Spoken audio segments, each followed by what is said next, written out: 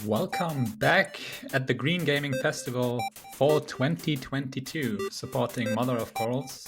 We are back from our short intermission. Next up is Undertale run by z3thros. Yeah, and also with a commentator, so please introduce yourselves. Hi, so it's z3thros here. I'm the runner. And I'm Dragonheart. I'm going to be here commentating at the more intense parts. Yeah, I think, are we good to just go straight into it, or? If you're good to go, then just start the countdown and then we start the timer. Yeah, okay. Well, we'll go in 3, 2, 1. Sorry, I need to hit done. Okay, let's try that again. 3, 2, 1, go. So this is Undertale. We are going to run this as we are running True Pacifist up to a certain point, and then from there we will see where the incentive lies. So I'm going to start off by apologizing for my keyboard. It is loud. It's just something you're going to have to deal with, because there's going to be a lot of spamming as I match the dialogue. So at the very beginning, we have Flowey here, who's given us a quick tutorial on how to play the game. So he told us to touch the friendliness pellets. So we're touching the friendliness pellets, and now he's killing us. We get saved by good old Goat Mother.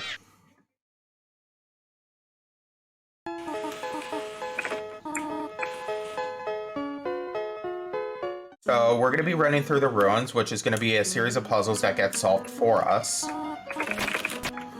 as Goat Mother just completes them for us and holds our hand the entire way. To a certain point, at least.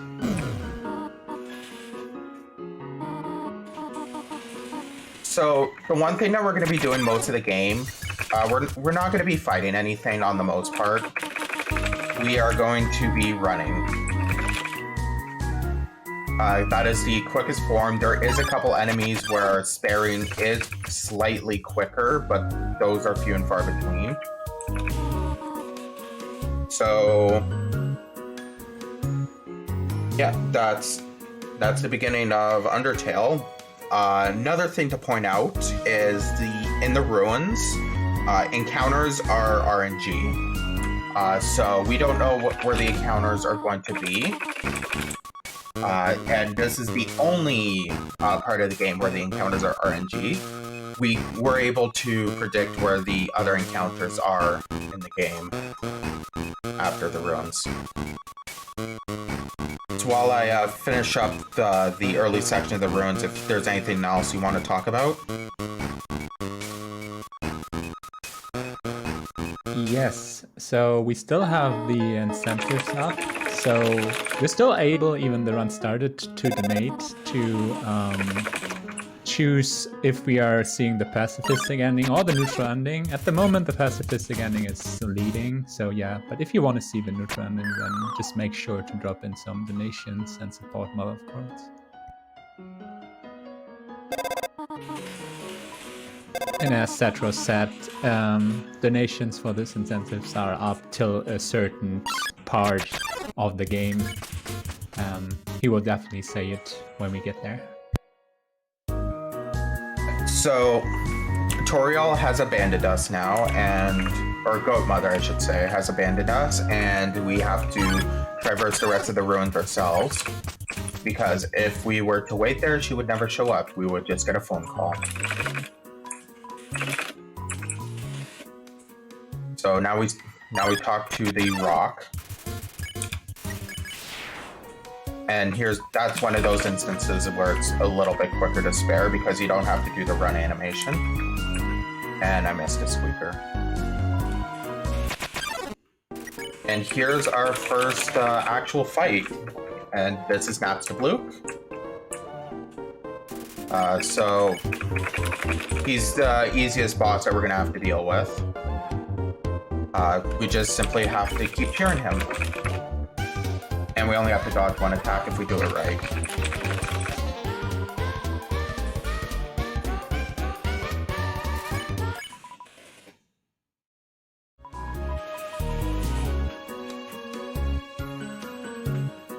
Okay, so yeah, we just have the rest of the ruins here, which isn't much more.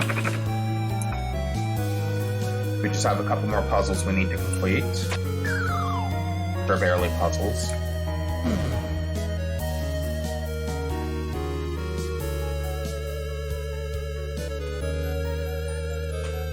So, I guess I can talk about the main difference between the neutral ending and the True Pacifist ending, so it can help you make your decision on if you donate. So, the True Pacifist ending is a little bit longer because we have to cover a little bit more stuff, as well as we're unable to kill anything at all. So the True Pacifist, we have to do a few extra scenes with a few extra characters in order to get to what's called the True Labs. And the neutral ending, we don't have to do those things, and there is a couple enemies we do kill along the way for safety purposes. So if you want to see bloodshed, vote neutral. If you want to see cold-hearted scenes with characters in a flash of a second, and vote True Pacifist. I should probably point out there's also a pretty good chance that I'm going to PB, because during my practice runs, I was hitting a lot of golds. It's just I've been getting wrecked by True Labs. So, depending on how well my True Labs at the end is, you might see me PB. And True Labs is also the reason why my estimate is a lot higher than it would be otherwise. So we are approaching the first boss fight, I would say, of the game. The tutorial. So you're going to notice that some attacks, I'm just going to be running into the hand because it stops the attack instantly. And it's that hand attack. The other attacks... Sorry, I just lost count. Come on, 5. Okay. And then some other attacks we're gonna not... Ooh, this is really good RNG. Some other attacks we're going to be just straight up dodging. But yeah, that's an RNG. So now that we're at 2 HP, Toriel is going to refuse to hit us, so we're just need to go through the rest of the fight. Because we need to spare her 13 times before she finally gives up on the crying animation.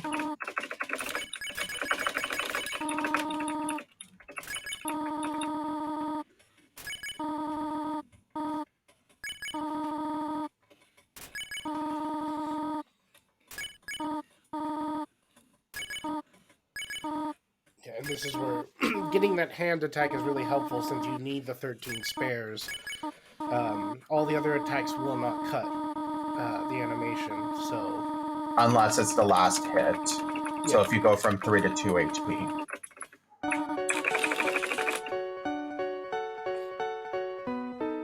And hugs.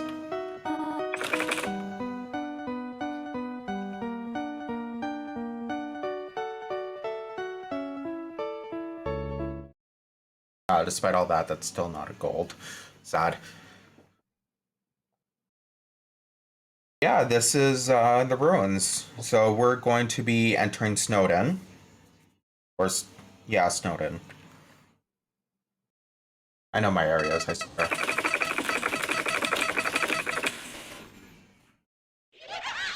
So, a lot of the beginning of the run between ruins and Snowden, it's just a lot of... you don't do much along the lines of glitch, you just kind of play the game. There aren't any really major glitches we do. That's not until Waterfall. Now, I should probably point out the version that I'm currently playing on is version 1.01, which is a very early build of Undertale. Or early version, I should say, not build.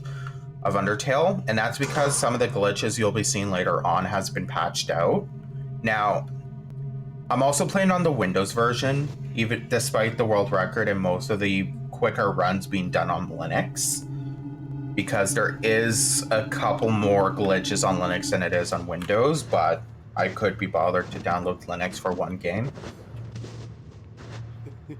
That's my point of view on that.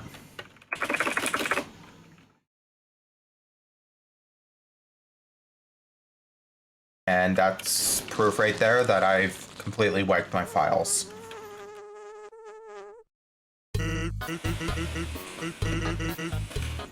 One of the criteria for submitting a speedrun to speedrun.com is that you completely wipe your files. So you start from 0. And an easy way to show that if you've done it or not is with that Sans interaction right there.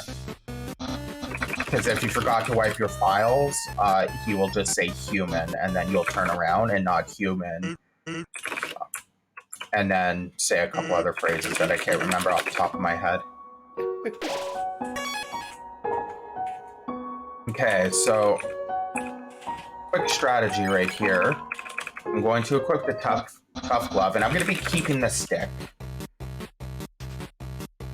Because the stick's going to be useful for the Snowden area, as you'll see in a moment, as they spin and mistake a rock for a human.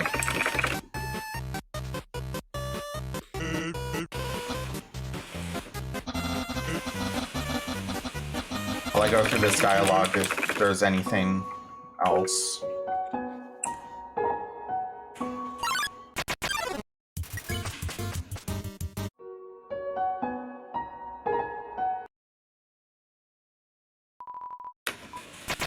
Okay, so I'll just take over then. So, yeah, okay.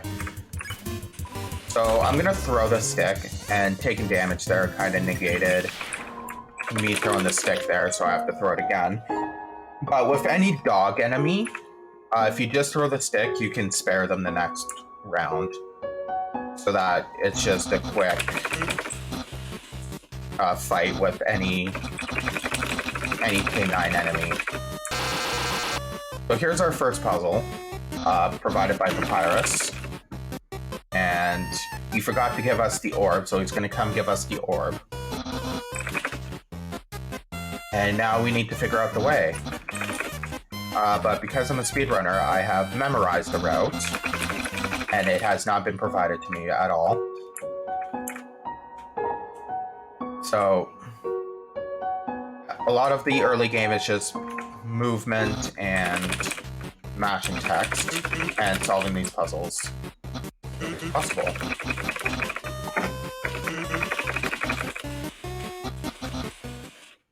Feel free to scream at me, someone, if my mouse is on screen.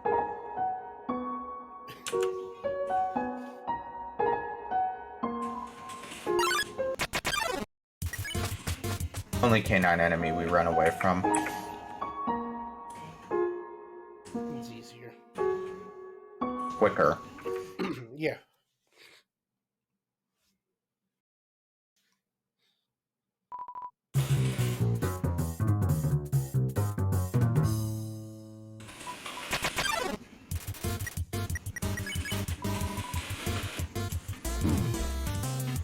So if you want to decide what route I'm going to be doing, I would get your donations in now, because we are getting pretty close to closing that instant, or that bid war, I should say.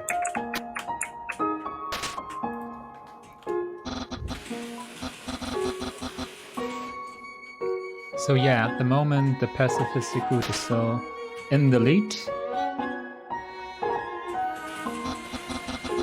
After the fight, I will give you another update for that.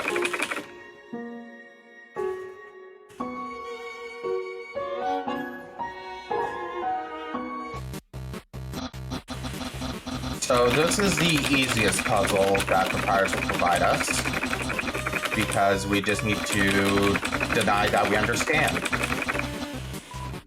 And he will eventually give up and just leave the instructions for us on the ground and be like, you figure it out yourself. And we go, nope.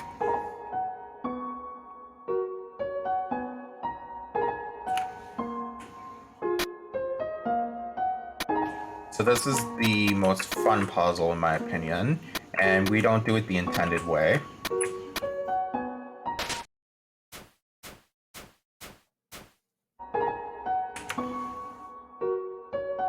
And there is a quicker way to do it as well, but I haven't learned that way. Yeah, that way requires very precise placement to be able to do it. Yeah, it's more difficult, so I speedrun this game for fun, not for competitive, so except against Noah.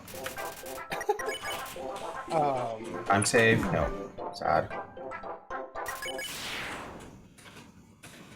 Yeah, and technically, there is like if Matt was going for a neutral route, he could have gone for a kill inside of the ruins to reduce the amount of text that Flowey has to say to him, but that's not often done.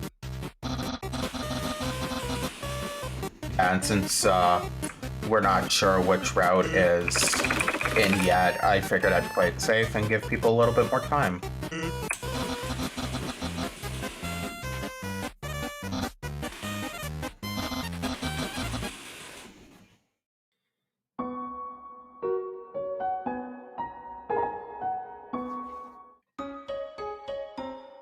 We are in the town of Snowden.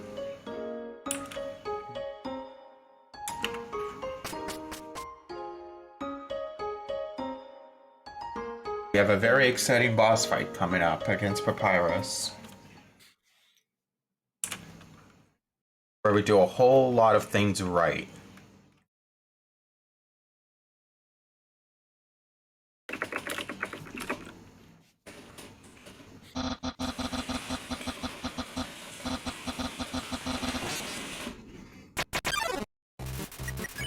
Now I'm gonna throw a stick and take damage. This is the part where some runners would pretend that they don't know how to play the game and say, "Oh no, I lose." But it just seems like I don't know how to play the game and just lost. But in all seriousness, though, we purposely lose to Papyrus because if you do so 3 times, he'll just ask you, "It's like, do you even want to fight me?" And we say no. And the reason you want to go down really quick in the first fight is because it actually skips the tutorial about the bloom. That's why we throw the stick. It skips the blue heart tutorial that you usually get. So this is your last chance to change what route I play, which I'm assuming True Passive is still winning. Yes, at the moment, True Pacifist is still ahead.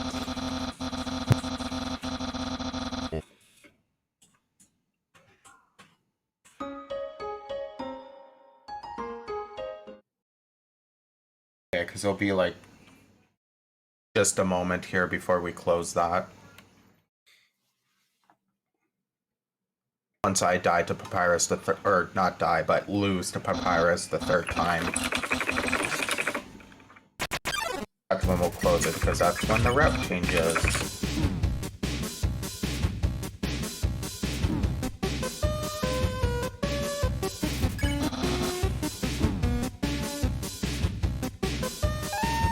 I'm just gonna let this bop of the music play. At Green Gaming copyrighted as well, because for whatever reason all my streams do.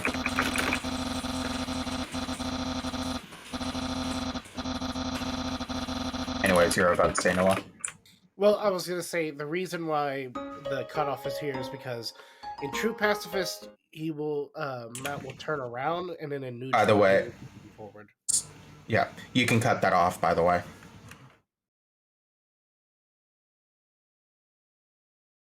Assuming there's been no snipes.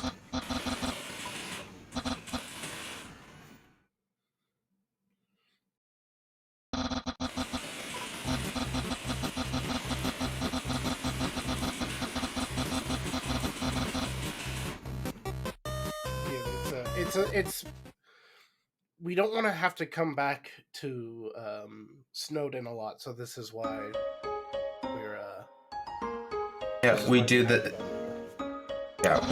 now. Get this over with, so we don't have to come back to Snowden at all, despite me potentially still visiting Snowden because I'm bad at manipulating.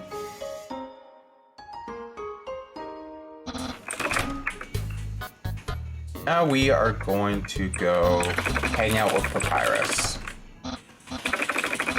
which is just a lot of text mashing.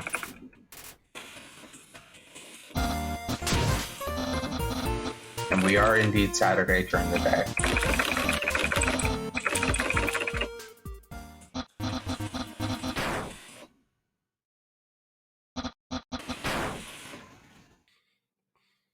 And we have to raise his friendship meter. And we do that by spamming text.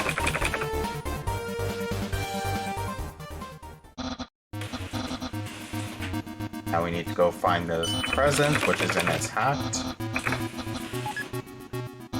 It's spaghetti.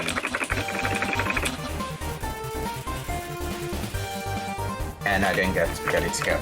I never get spaghetti skip.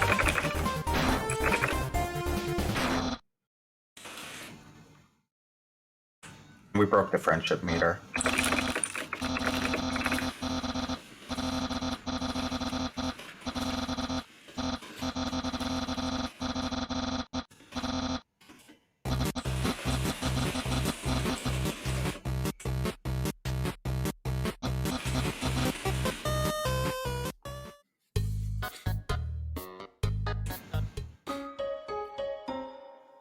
Okay, so this is the end of Snowden. We move on to Waterfall, which is where the game starts to become interesting.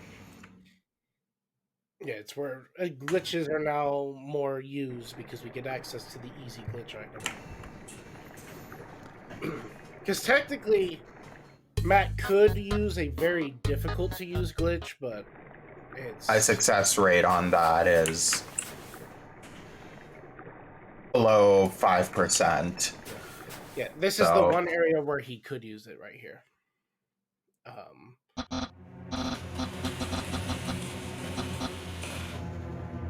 It's do you want me to go into detail about how these glitches work? You can talk about this one real quick if you want. Otherwise, we're gonna wait until we pick up the item. Yeah, well, because with this glitch and the glitch that we'll see later, there's a way to basically, and with this glitch, you can open up your phone, and you can try to call someone right here, and it'll essentially, the game will make you sit in place because you're supposed to call someone, but at the same time, the cutscene kicks in. This is what overloads the variable connected to you sitting still and allows you to move during cutscenes. Yeah, once you finish the phone call, the trigger for you can move again gets played despite you still being in a cutscene. Yeah, it's unique because of the way this game works. It always increments it by 1 early on, so when it hits 2, it just resets to 0. Allowing you to move, so... But that is a very frame-perfect button press, and you have to press both, like, interaction keys at the same time to be able to open your cell phone and call someone while it's... Yeah, and you need to navigate through the menu in, like, 2 frames. It's difficult. So, I'm also going to point this out. I'm going to be donating $5 for every time I soft block myself. Because I do have a tendency to do that. So I will be taking extra safety saves as well. Especially since the chaos of last night's practice. Yeah, I should probably mention we are now playing Dodge the Spears, which I did horribly there. So, ideally, we don't get hit by the spears at all, but an average for me is anywhere from 1 to 2. Yeah, that, I don't know why I tried to dodge that.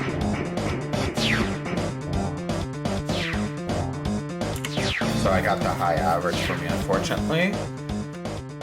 Every time you get hit by the spears, you have to play through that dodge animation.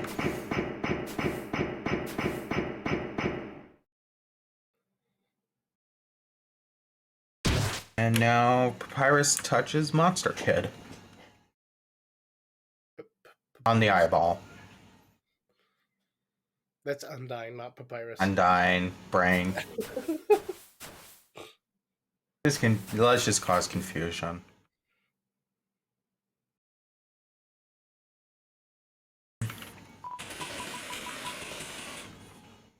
So as we mentioned before with the phone, there is another way to overload the game.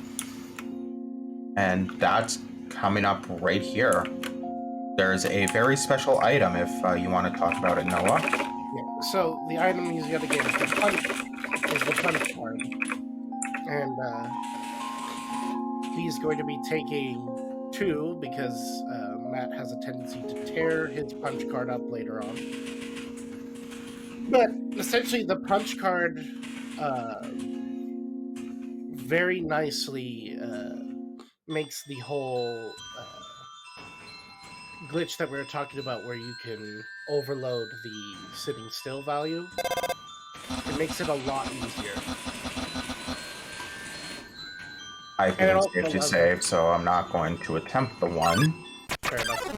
And it also allows you to complete this, the overload, in basically anywhere.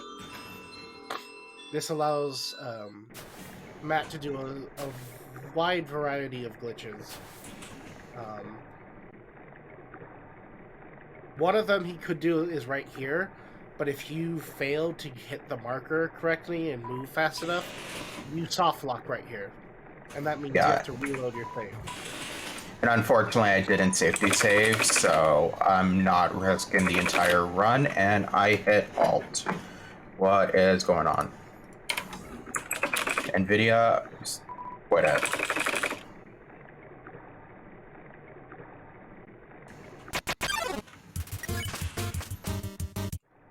So I'm gonna start off by barely using the glitch at all, but you're gonna see me start using it more and more throughout the run, as the later in the run, because especially backtracking in rooms, it's a lot quicker to use a particular glitch, this particular glitch.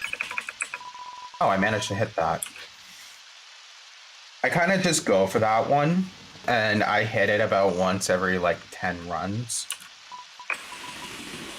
Yeah, so for that, it basically, he hit it right as the text showed up and would have made him sit still, allowing him to continue moving forward.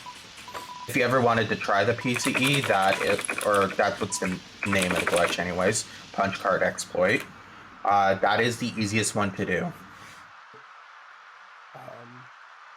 One of the other PCE glitches, which I believe we're going to be seeing, is the weird warp.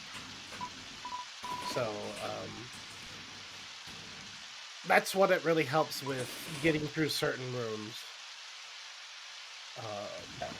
And the weird warp is what I have a tendency to soft block on. Yeah. Okay, sorry, you'll just have to give me a moment, I need to count. Yeah, all good.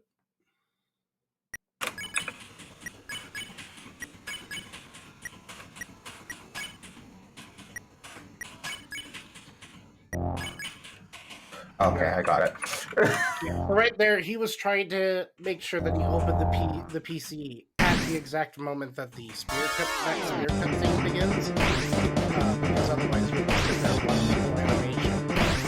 Wow, that was unlucky. Yeah, so you're gonna see me buffer a lot, especially in areas where it's worth the buffer. There are certain times where that PC is not worth it. Like that Monster Kid one I hit. Less than like a second save, and if you're spending too much time trying to get it, waste more time. It's if you can get it perfectly first try.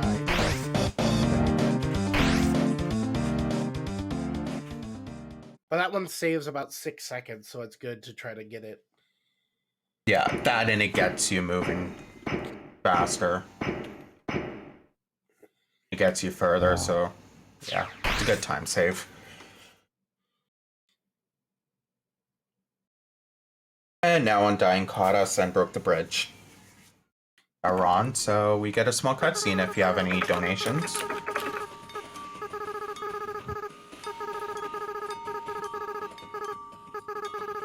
No donations so far, but I still want to point out that we have still plenty of prizes if you donate.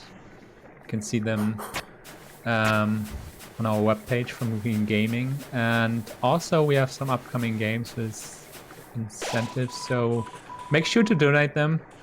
For an example, you can choose the file name for Link to the Past. So yeah, check these upcoming games out, and if there's a favorite game, then make sure to donate, because it's always for a good cause. It has been and always will be. Okay, so we are entering the Mad Dummy fight, which has some very unique parameters. And I only took 1 damage there. That's a bug.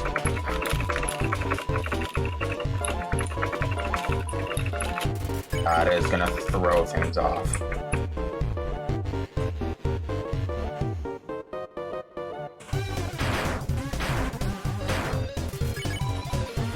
So yeah, if you want to talk about the Mad Dummy fight. Oh yeah.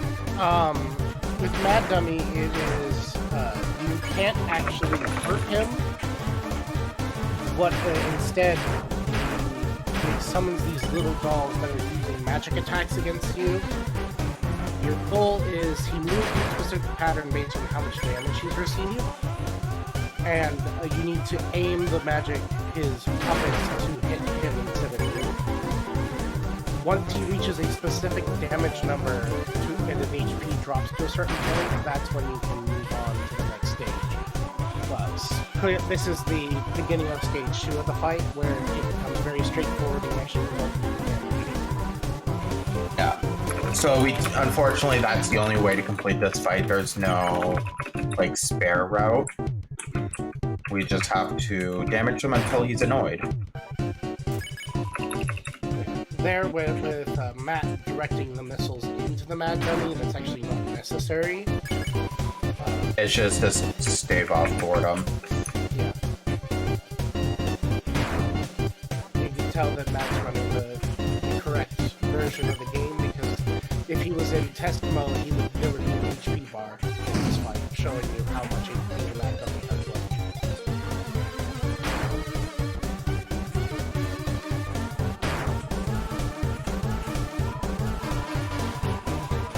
Yep, so he gives up on all his minions, and he starts using knives. I am very hurt. But he's also out of knives.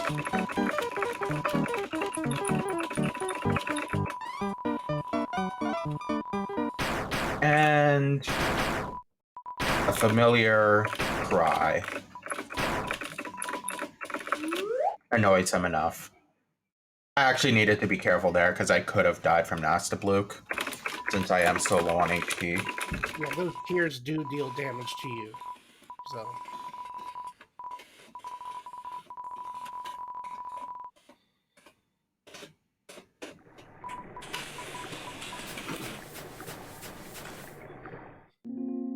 This is another of those YOLO ones I try to go for. Actually, I want to save here. I want to talk real quick about the last PCE glitch, which we won't see in this run, but I just want to talk a little bit about it. It's called the text storage, where you can pull a punch card as you're reading text and store it to preemptively override certain cutscenes.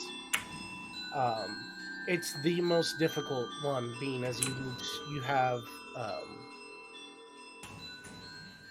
it is less than like a frame to... It's exactly 1 frame.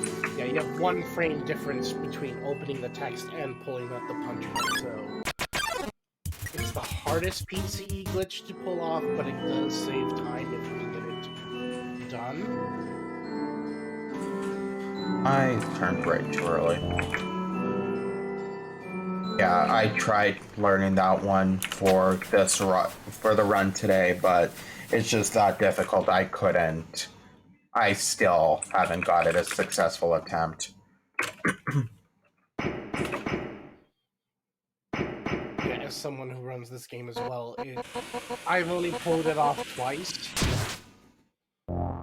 It's not an easy exploit to pull.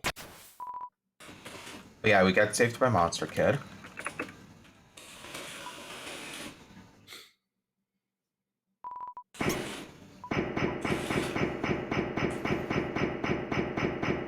And we're gonna get a quick demo of the weird warp. So I usually do it here. And the first potential of a soft block.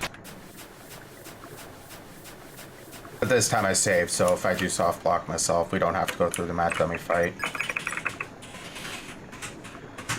And that's $5. Yeah, essentially what happened to him there is because he didn't. You have to let go as you go between the zones. Let go of the movement. Because Matt didn't, the game didn't register him getting his movement back, and there's no way to get the movement return. Yeah. Yeah, unfortunately, for whatever reason, as of last night, I started to struggle with specifically that direction of weird warp. And only that direction. I can weird warp every other direction, just not that one. So upright is the one you're having problem with right now? Yeah. Thank God, because, thank God it's not up left. I was gonna say up left because otherwise you can't skip muscle man, the muscle guys.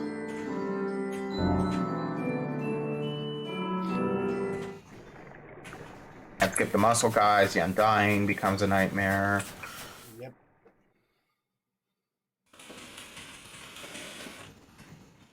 A lot of the uprights, it's more convenient. I'm not gonna go for it again, I just went for it once. Going for that one's actually a huge time loss if you soft block, because as you see, I have to run through all this dialogue again.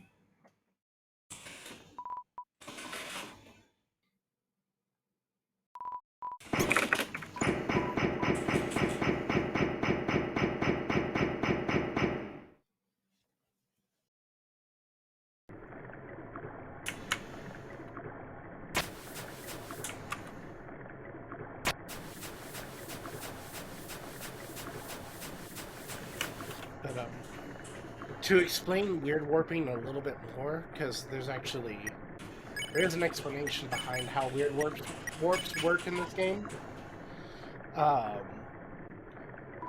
Every room in this game has a default spawn point, and weird warping teleports you to that default spawn point. Yeah. So in some rooms, it's worth it a lot more to do the weird warp than other rooms. So we are approaching on the Undying fight.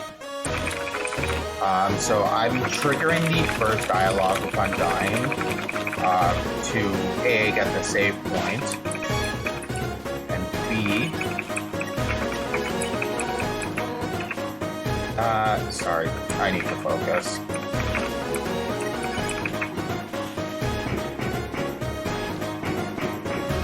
Yeah, so I'll explain a little bit what Matt was trying to do there. He was trying to get the PC override with the second set of text, and then go into a weird warp immediately after that, which you have to transition to the rules before you can try and do the weird warp, because Undying was trying to plummet that to begin first. Yeah, like you could do the weird warp before the transition, you just need to be extra quick and it's just risky. Yeah, it's basically 2 PCs back to back. Now you're gonna notice I'm gonna be taking a lot of damage here. And that's on purpose. And this is for a skip later on. There is a... I did not get it. Shit, I stopped at the wrong spot, and my language. I'm sorry. Okay, I'm nice screaming.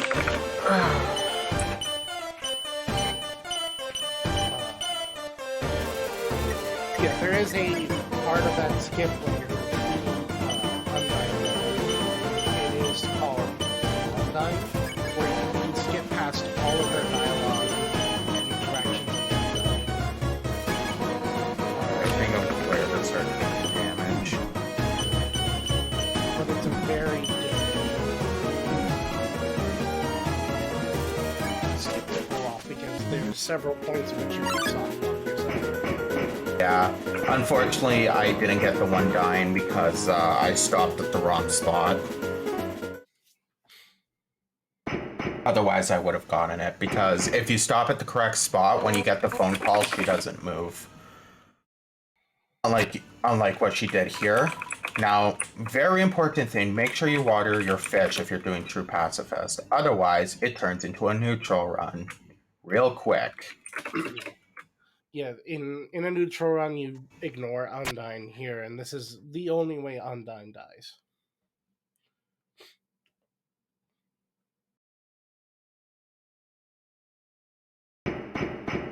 Yep, so you water your fish.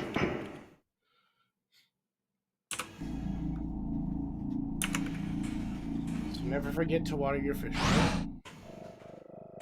Okay, very important skip coming up. Yeah. This PCE right here that Matt's about to do is the most important PCE in the entire game. As it skips almost 11 minutes worth of gameplay. So if we were on neutral, we would be seeing some more bloodshed here. But we're not, so... He actually showed up pretty early. Taking that enemy, that monster down will put him instantly to level 3, which gives some padding against Asgore.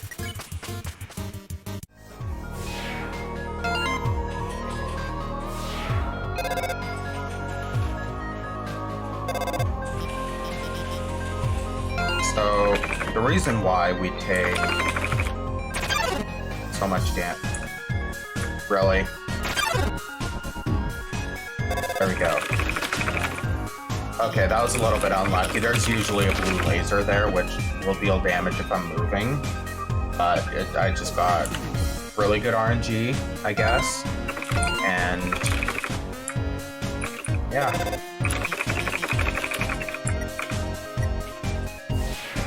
That was the right frame.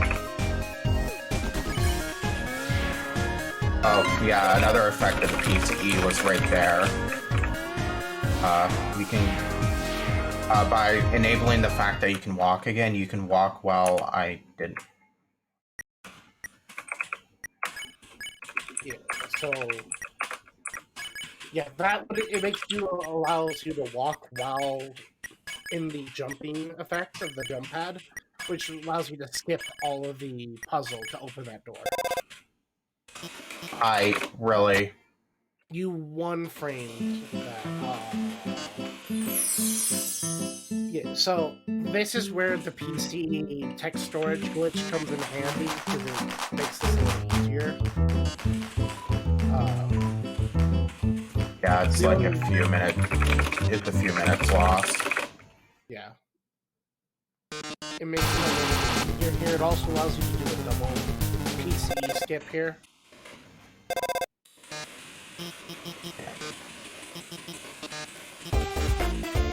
So Metaton was about to make a cake with our soul, and then we had a friendly caller be like, what if we wanted a vegan option? Oh yeah, I should maybe stop talking to him. I'm so not used to doing that cutscene. I've done that every time where I just continued spam talking to him. Usually, you don't watch that cutscene. Yeah. However, I do end up doing this mini game because of the fact that I don't do text storage, so it's impossible to skip this one. If I were to do text storage, there is a way to skip this mini game.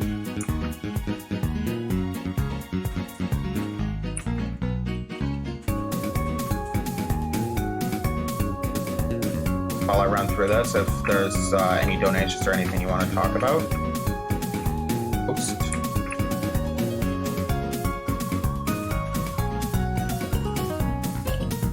No donations so far, but yeah, as I said already, would be great if we get some more money in to actually achieve our goal to get this event over 3K. That's the event goal. If you donate, you have a chance to get prizes like copies of games, digital copies, so make sure to drop a few dollars in. Would be really helpful, especially for the good cause.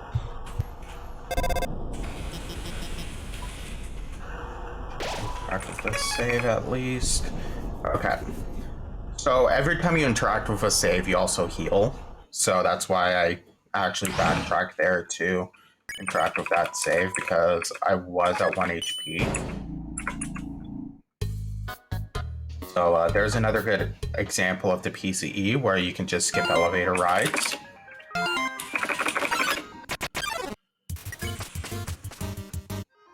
And when you get to the home, Earphone warning. If you're using earphones, it's about to get very loud.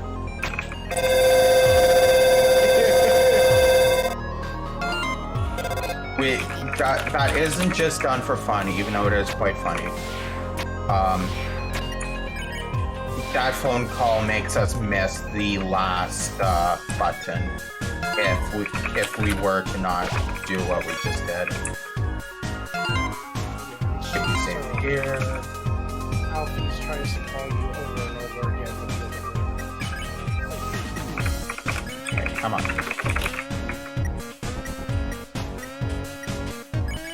Yeah, so I want to talk about that weird warp really quick because it has a very weird effect to it.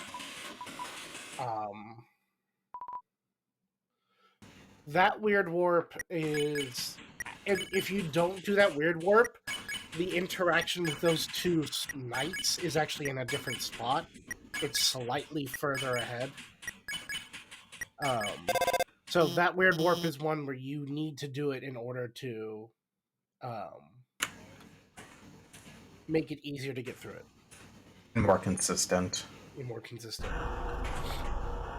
Okay, so we would have experienced this earlier if I knew how to do text storage, but we didn't. So I'm actually in a weird state right now where I can't actually use anything in my bag right now. So in order to fix this, we actually need to leave the hotlands in order to reset our bag. Because if I spam C right now, which is the inventory button, you'll notice that I can't get into it. And since I've been soft blocking on top left, I'm not going to do that one I normally do and take a safety save here. Now that I have access to my bag back, because it is important that we have access to our bag, otherwise we can't access our punch card.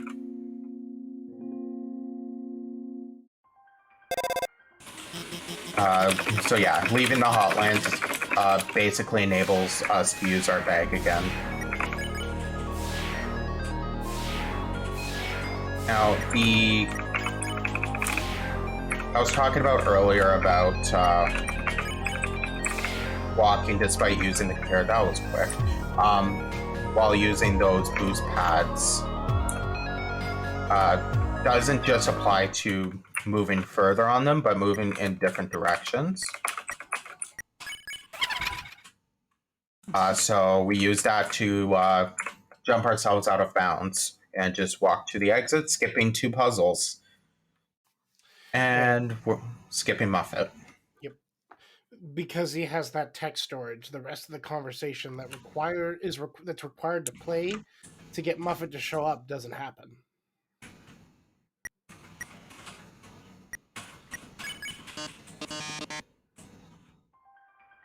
And I line myself up there. So we are back in the stage where I can't use my bag, but we do need to progress a little bit because we need to hit a trigger so that the game knows, oh, okay, you're here. The elevator will give us this floor. Because if I were to go back before interacting with those two shadows, I would not be able to get back to this side through the elevator. I would have to do everything I just did all over again.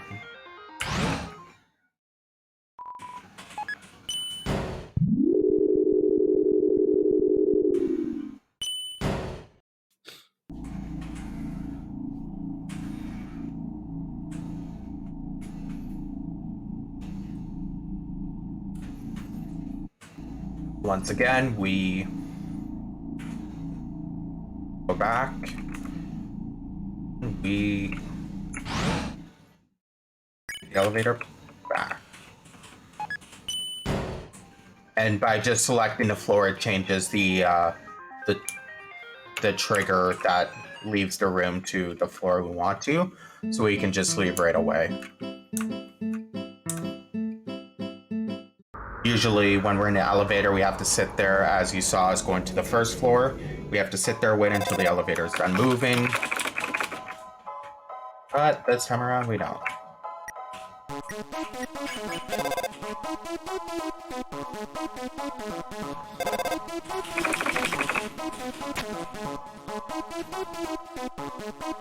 So now we are in, I don't know what this area is actually called.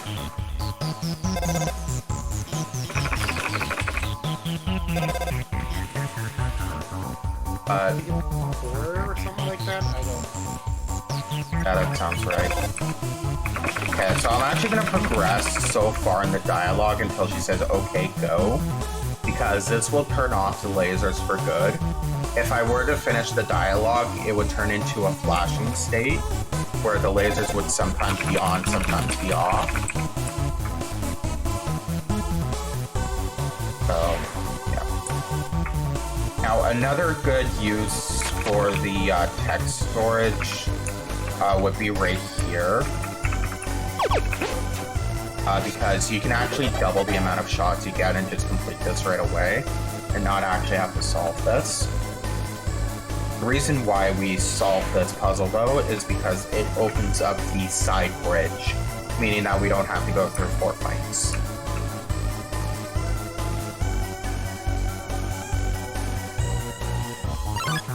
Close on another piece that's very important.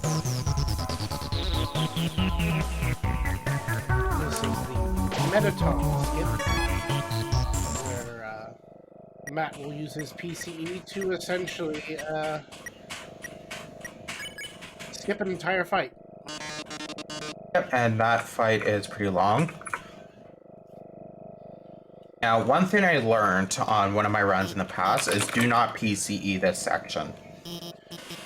You only PCE it if you're going to go a neutral route, because if you if you PCE it, the cutscene that is required for Alphys to disappear and Mettaton to go away never happens, and you then end up with Mettaton being there when you try to come back to do True Pacifist. And this is the very long elevator ride that we don't take. Yeah, that's the home elevator that he just took, and that skipped basically it's like almost 12 seconds long, so... Feels like it, for sure. It's at least 6. It's a long elevator ride opposed to the others. Yeah.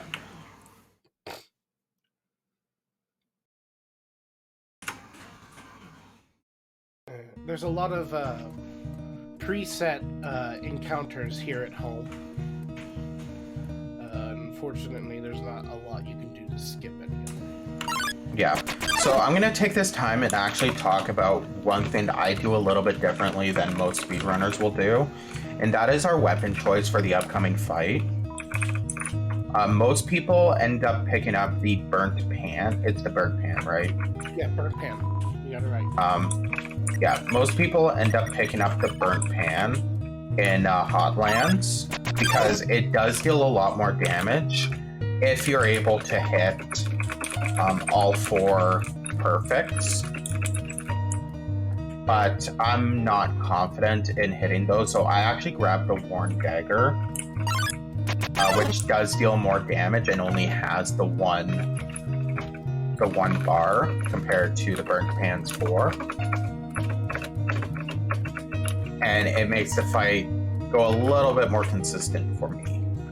Yeah, burnt pan is for people who are really good at using it, because it consistently reduces the amount of turns that Asgore gets by... I think you can get it down to... You can knock off to the point where you only have to do 11 turns against him. If you can perfect 11 hits.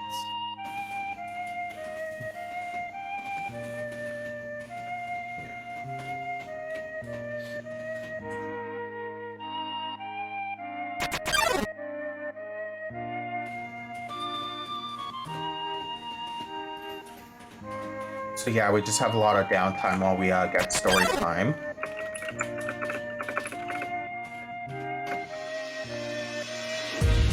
But unfortunately, it's not enough downtime to take a bathroom break because you need to hit enter. Or Z. That.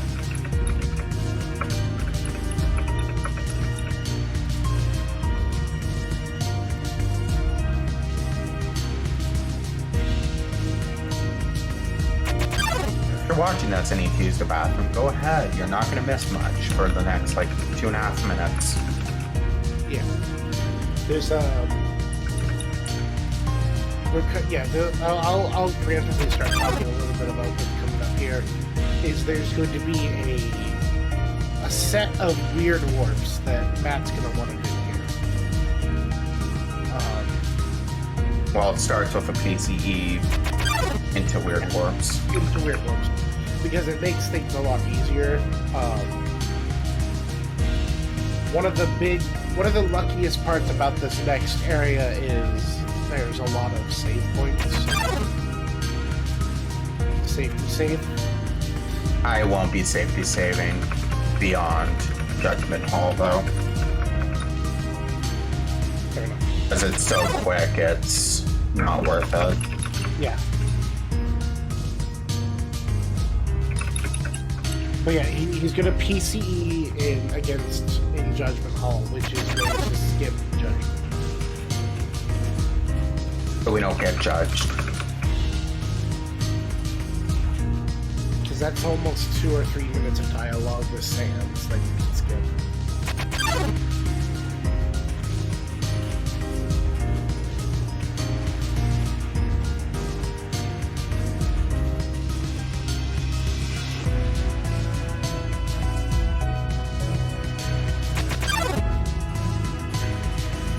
Not long now, King Asgore will let us go free.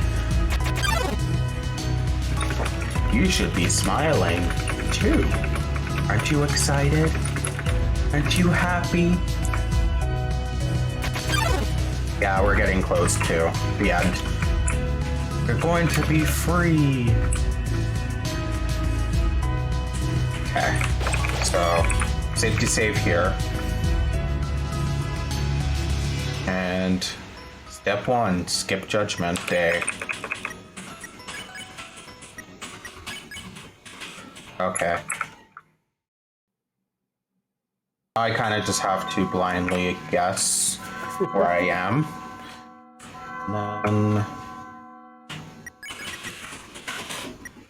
Okay, I need to go up 1 frame.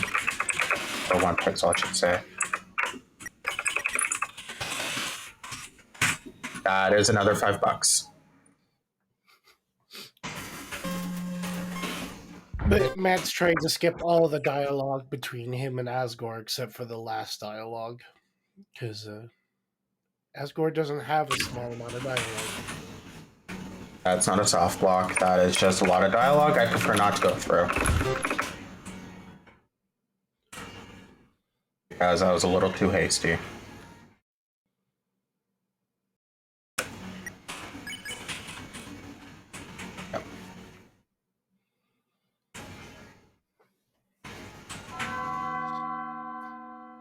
Okay, where am I? There we go.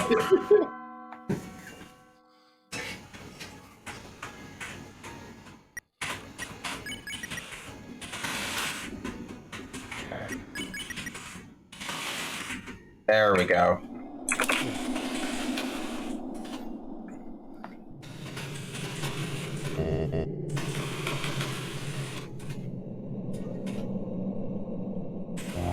If I would have failed that again, it would have been quicker to go through Asgore's dialogue.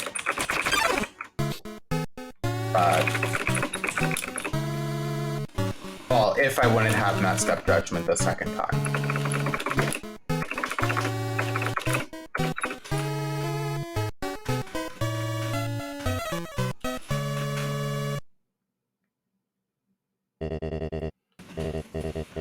So if you want to run through a little bit on how this fight works. Sure. As I start to eat pie.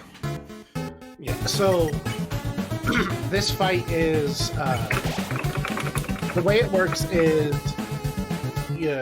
Asgore destroys your mercy button, so there's no way to flee, there's no way to spare. You have to. He forces you to actually fight him.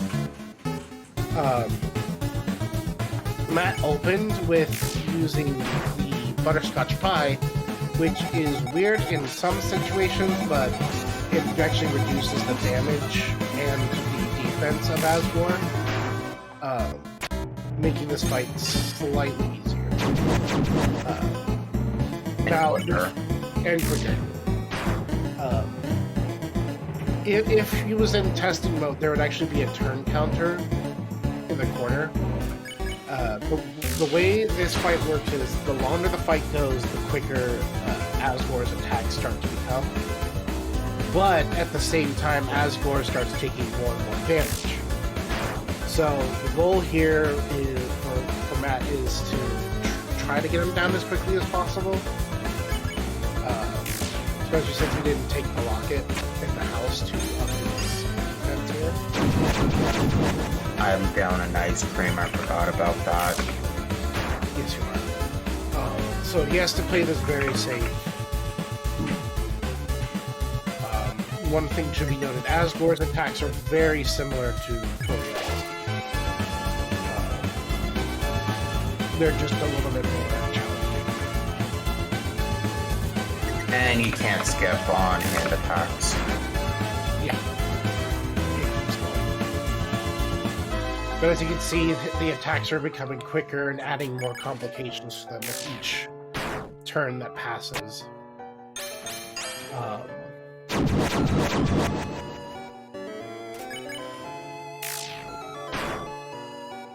And once Matt gets past this fight, you actually see that We have to divert from our pacifist ways for a bit. little bit, because it takes less time to execute Asgore here than spare him. Because either way, he ends up dead, and we're in an alternate dimension right now, so who cares? Yeah, for anyone who's a Legend of Zelda fan, this is essentially a Ganon fight where whatever you do in the fight means nothing.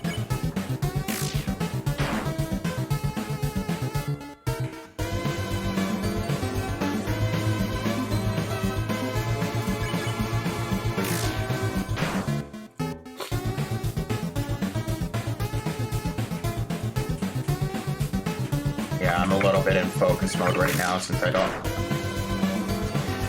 have that spare ice cream. Yeah, one thing to note about the Asgore fight is it's actually, if he had leveled up, it would be different, but because he is base level, it is actually beneficial if you know that you're good at dodging attacks, to not heal until you hit 1 HP, because Asgore's attack his attack before he kills you will drop you to 1 HP instead of outright killing you. Yeah, I wasn't risking that. Oh, go blue. And that should be it.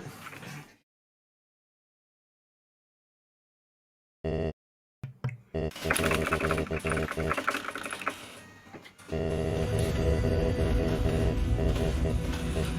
I can handle this.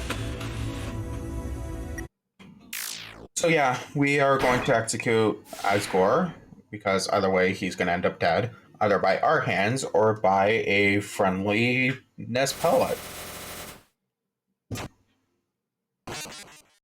And it's just quicker if we do it, because otherwise Flowey has to kill him and it becomes slow. So, like I mentioned, we are in an alternate timeline at the moment. In order to complete True Pacifist, we actually do need to complete the neutral ending. But we need to complete the neutral ending without killing anyone. And now, Flowey does crash our game here on purpose, so that's why you can see my file thing in the background, is because if I have to restart the game or if the game closes, and it completely closes out the game, so it's just be like, hey, here's proof I'm still clicking the vanilla version and not my practice version.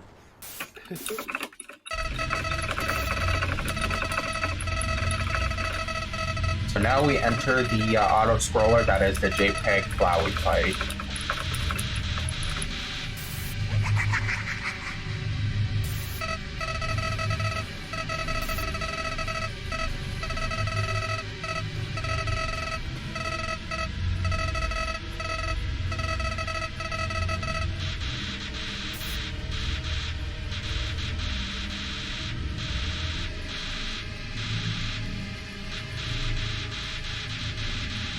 Funny enough, this fight is, even though it's very intense, it's probably one of the easiest fights. Yep. The reason why I call this an auto-scroller is because it doesn't matter if you do actually die or not. The fight still pretty much continues the same way. It just picks back up at the beginning of the current phase you're in. And there is 6 phases total. Unless you're a horrible person and end up missing the act button. Yeah, it's 6 phases, one for each of the human souls that Flowey has. Ladies and gentlemen, say hello to JPEG Flowey.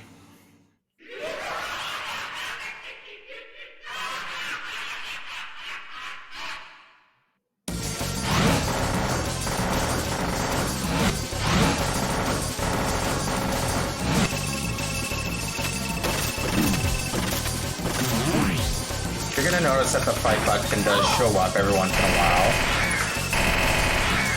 I hit it just to, oh, hello, beam. I hit it just to kill some time. Does it save time? Early on, the early hits, no. The later hits, it might save like 1 or 2 hits. Now, we're currently in what's called the soul stage, which you are completely invulnerable. I could sit here, take as much damage as I want, and I won't die. And I also get healed at the end of each soul stage. The only time I really need to worry about dying is during the Flowey portions.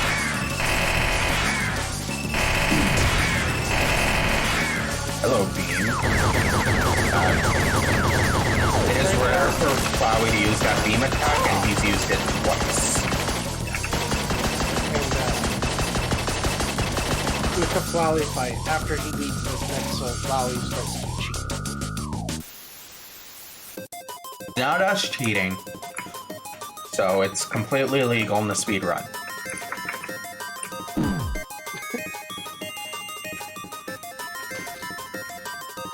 The main objective in these soul stages is just to hit the act button as quick as possible. And try to top off your HP as much as you can. Yeah, we're not the ones save stating here in Flowey. Yeah, so this is where Flowey starts to cheat. But funny enough, it actually makes the fight so much easier once you understand what's going on. Yeah, because He only uses the same 2 attacks with the same save states. And it greatly reduces the amount of time between fights. Between the call for helps and the save.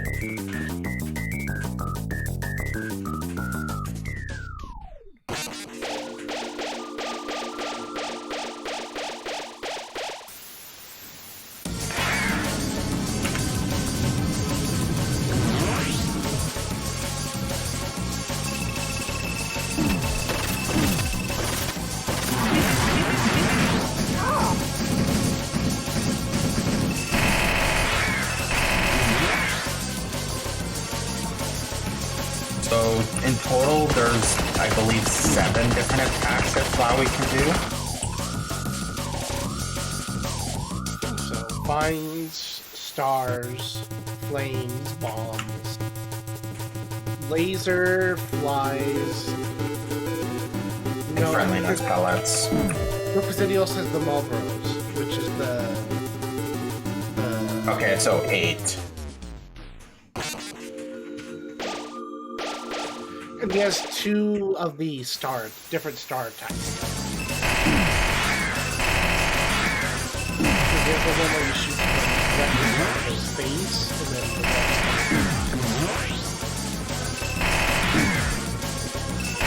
I'm just struggling, apparently. yeah, well, luckily that was a save state fight, so Yeah. short. Now, the reason why I mentioned that you're invulnerable is because I literally just stand right here and face tank. Because the act always comes out of the same pan. And the healing on this one is God tier. No, you're guaranteed full health back. Yeah, there's 2 that you're guaranteed a full health on. And that's one of them.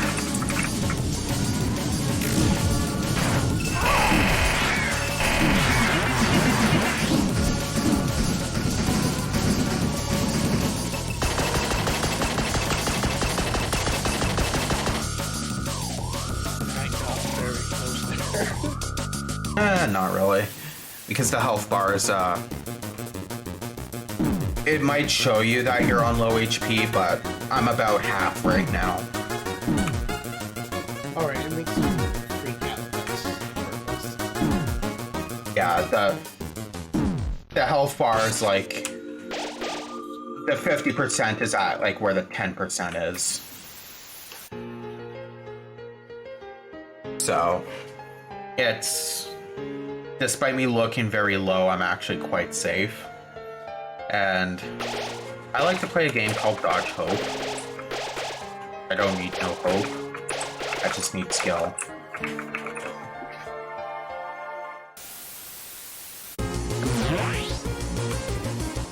So now we enter the combat stage of the Flowey fight, where hitting the fight button actually does something. And you can kind of face things a little bit here because of the fact that the healing is probably. I usually try to dodge a lot of the early stuff because it's slow. Okay. Yeah, and you'll actually notice by the music cue roughly about when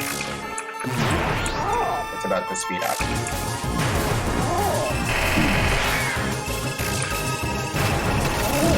And this is also where I start to face tank a lot.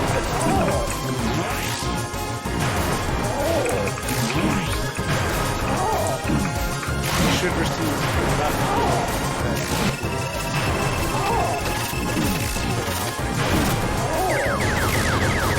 Yeah, there's some stuff like this attack right here. The bombs where it's just like, it's unavoidable.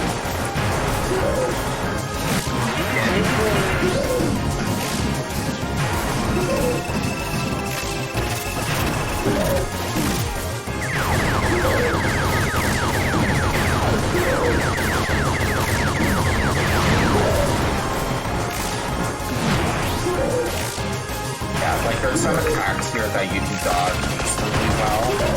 And you're so damage moves through because you want to stay on top of this fight button area as much as possible, as you want to be hitting fight as soon as you can.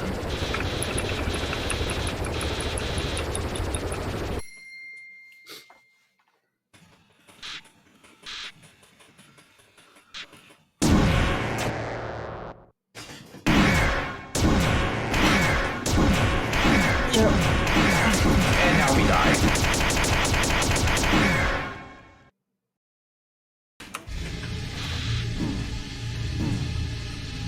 Come on. There. Come on. There we go. So I'm just putting myself right next to the friendliness pellet, but not in a state where I get demolished and he has to reload the save. Because the closer I am, the quicker I heal. Because these friendliness pellets are actually friendly for once.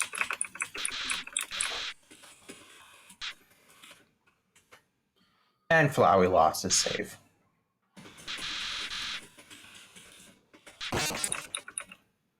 As the souls retaliate. He relied too heavily on This is what happens when you cheat on speedrun.com.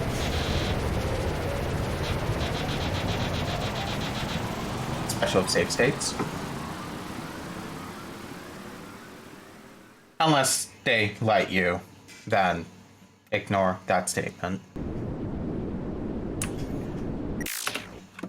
Oh yeah, we also kill a flower because the flower is a plant and not a monster. But it's also quicker to kill Flowey here. Because otherwise we have to spare him like 20 times as we go through dialogue.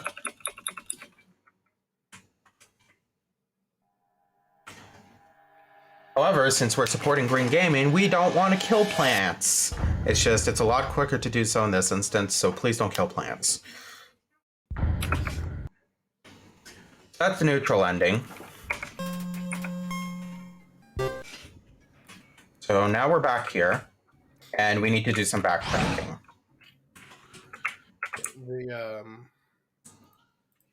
Yeah, so there's hangout events you can do with each of the bosses in this game, and one of them was available before going into the Flowey fight, but it's better to do this hangout event after the Flowey fight because it speeds things up.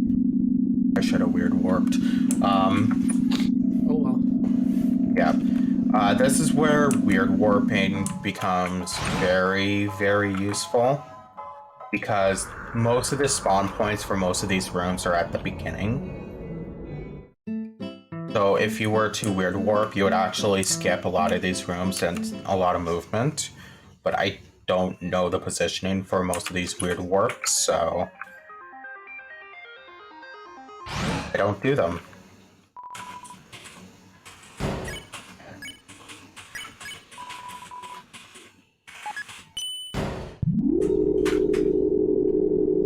So we are going to go visit our good old friend, Papyrus. Okay, usually I spam through dialogue, but I am taking that dialogue very slow because I always end up in Snowden if I don't. So we're not going to visit Papyrus. Oh, we're going to visit Papyrus, just in Waterfall. Unintentionally visit Papyrus. No, he told us to meet him there. That's true. So intentionally meet Papyrus.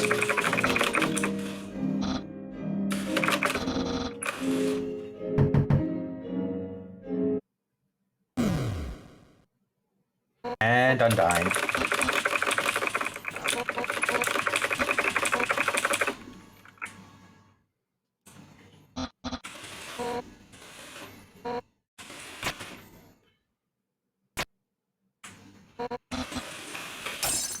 So Papyrus jumps out the window because, you know, taking the door is too mainstream. And we begin the hangout event with Undyne. So we start off by taking a seat. And then she's going to give us options for beverages. And then threaten us by complete accident and tell us to just pick with the spear. So we're going to pick some tea. Because if we were to pick anything else, we would just get denied.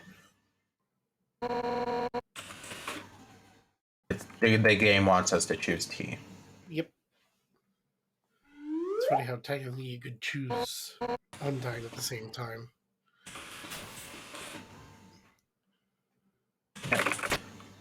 But that doesn't end in tea. It So. doesn't end in tea. So now Undyne's going to give us story time.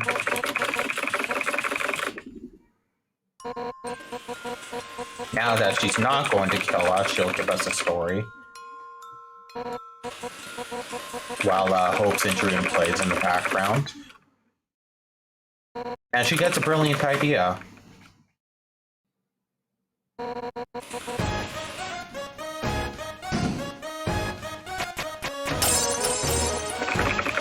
So let's make some spaghetti. You wanted to know who taught the pirates how to make spaghetti? It would be Undyne, which makes me very concerned.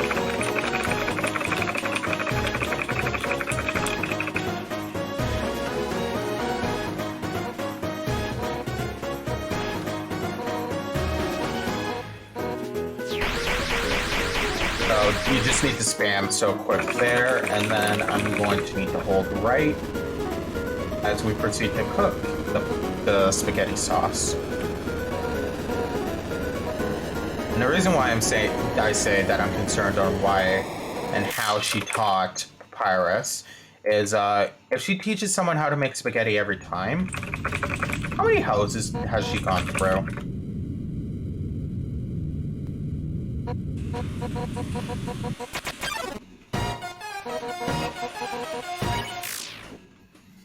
And we do the fight option here because we do a total of 1 damage and it's just quicker.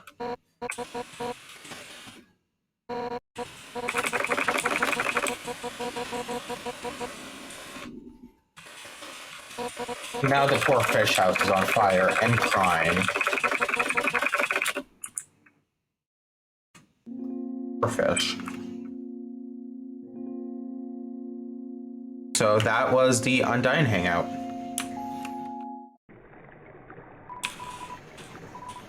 So I'd like to take the boat to Hotlands. Yeah, and this is the reason why you go do the hangout with Undyne now, is because Undyne hands you a letter to go talk to Alphys.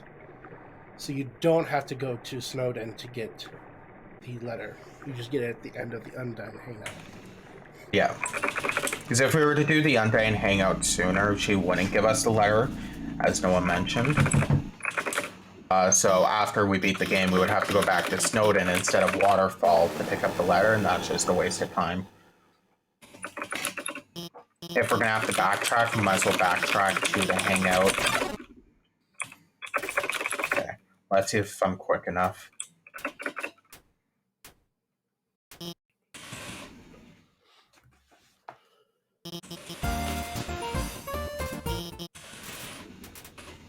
No, wasn't quick enough.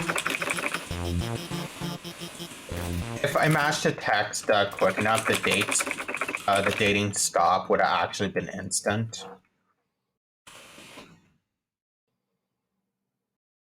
And now we deal with awkward silence.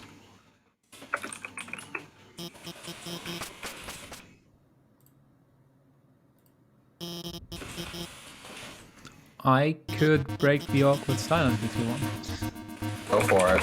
Because we actually got a donation. So we got $5 from, we got no name, so Anonymous, who said, Undertale is my favorite game, and Undyne is my favorite character. Also because she's a fish. Had to donate because this event supports the oceans and the corals. Keep up the great work. Thank you so much.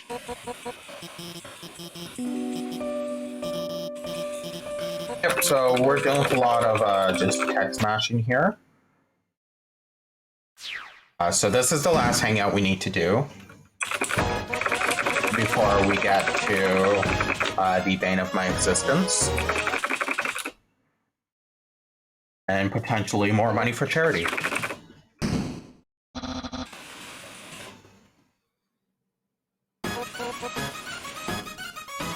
Anime's real, why not? Yep, despite us going to Hotlands, we end up in Waterfall again.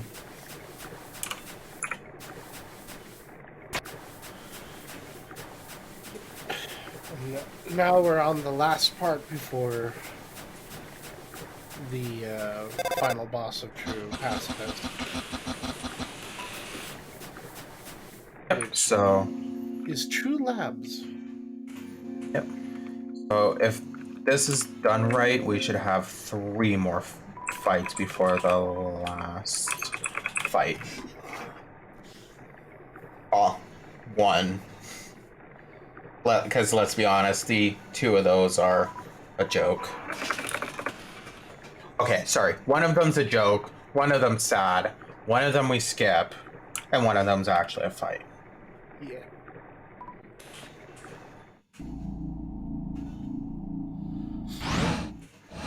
So yeah, the reason why Matt said there's probably going to be a lot more donations to charity is Weird Warp is very important in labs. It's used a lot more because it can actually save a lot of time if you do it right.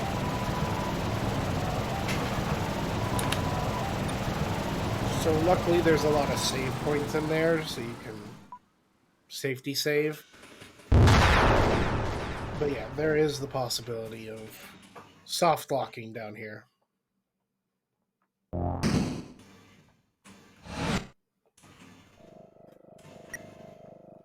Yep. And I'm going to try to do this as I normally would the first time around. And then if I soft block, then I'll do it the safe way.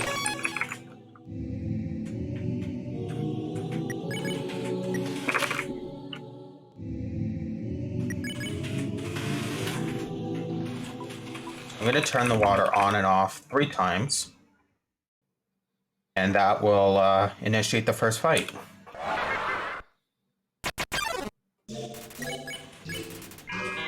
And I already messed up. Let's go. I need to be extra careful as I don't have defense. Okay. So you're supposed to sell, not stats. Let's go in this corner. And then we refuse the offer to join them.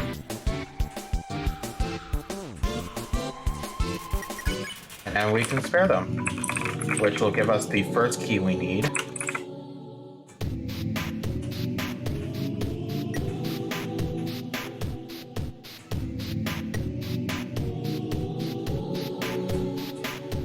Now, very important save here.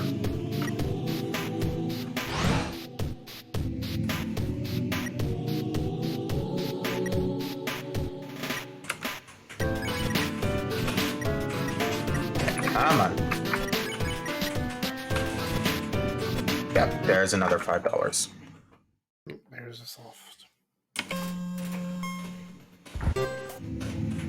We don't lose that much time as we're right there. These soft locks are very easy. Doing Weird Warp is very easy to soft lock because the way they work. There we go. Save there. Grab this. Save again because I saved too early. So yeah, like I said, I'm going to be treating this as I would a PB attempt, just so I can rack up a little bit more dollars. And then if I soft block one too many times, then I'll do this safe. Well, I'm doing it once, like this. So this is a K9, so we can do the K9 skip with the stick.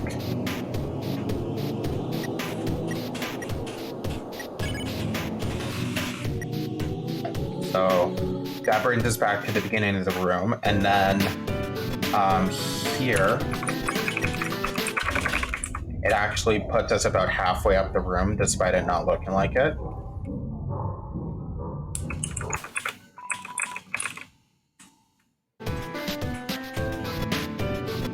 Oh, we have to do 2 fights, my bad.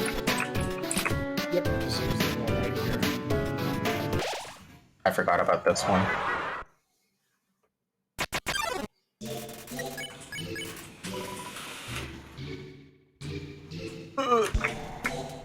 That was close. So this one we have to do 3 specific actions, and I'm taking damage here. Okay, I'm gonna nice scream.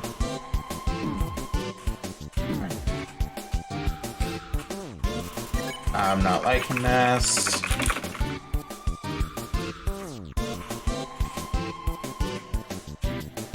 Okay, game was nice to me.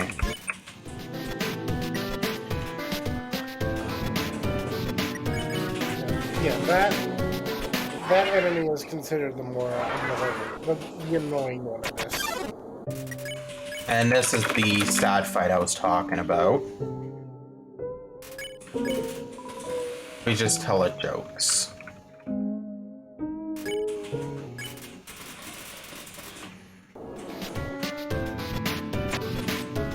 And we pick up the key on the way back, don't worry, we didn't forget about it.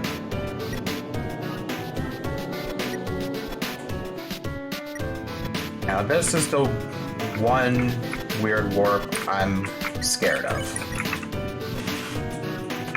Yep, okay. We're doing this safe. I was like, why? This is the long hallway. Like I said, I would do this as I normally would in a PB. Now that I'm doing this the safe way. I was like, you were this close to greatness. I'm not on PB pace, so... Fair enough.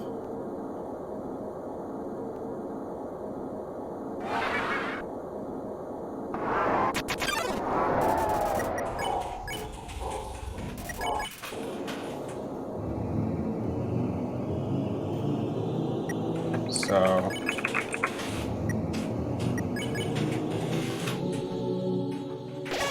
Save here.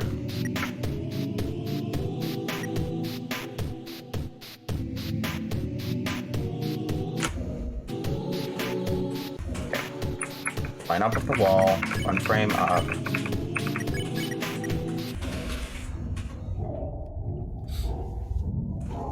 Or 1 pixel up, not frame. Okay. Yeah, so it's specifically with that direction that I've been soft locking. Yeah, the top right.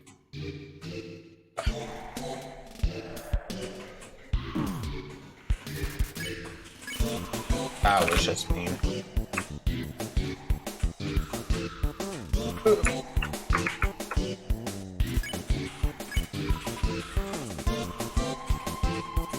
Oh, cool. Game's being nice.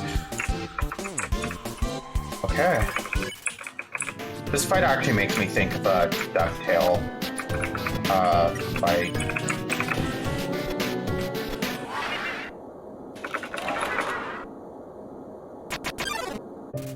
I don't know what boss, but I've seen it.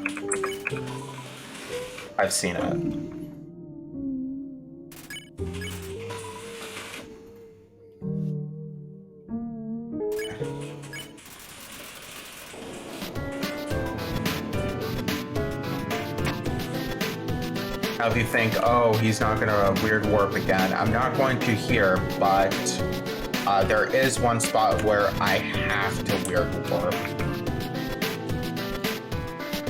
So, the reason why I try to weird warp here is because this is a long hallway that I can just skip. Yeah. So I understand the reasoning behind it. It's just... Yeah. So, and this is the fight that we try to skip.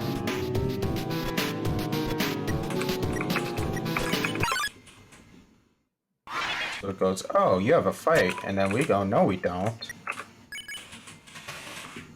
And that's a weird warp. Yeah, because there's no way to do this thing that Matt did coming out of the room, but because he weird warped out. No more weird warping.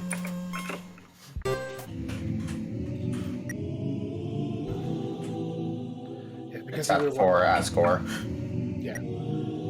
Because of the weird war out, he didn't have to deal with the interaction with the ghost. Yeah. Because it's good that I was able to skip it the first time walking into it, but if I were to walk out, it would just trigger the fight anyways. So you have to weird warp out so that you dodge the trigger completely.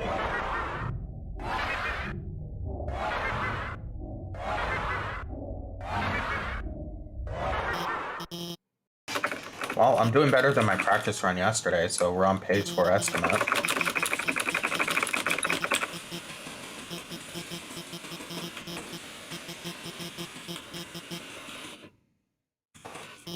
So Alfie's is giving us the explanation on the story behind the True Labs. Now we get a bunch of smiley faces.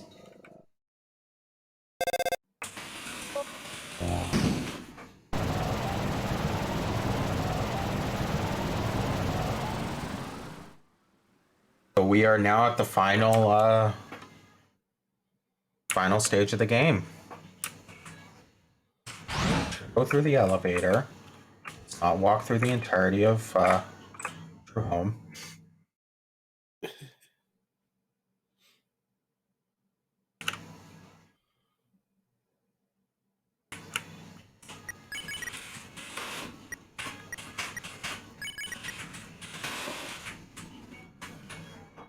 I'm just gonna speak to Asgore. Today is not my day.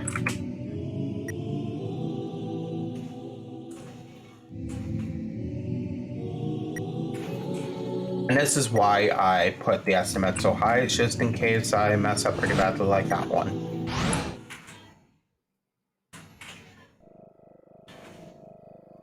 Yeah, that's a bad weird warp to mess up. Yep, so I've committed to not doing any more weird warps because I can't afford it. I'm at my limit. For both time and money.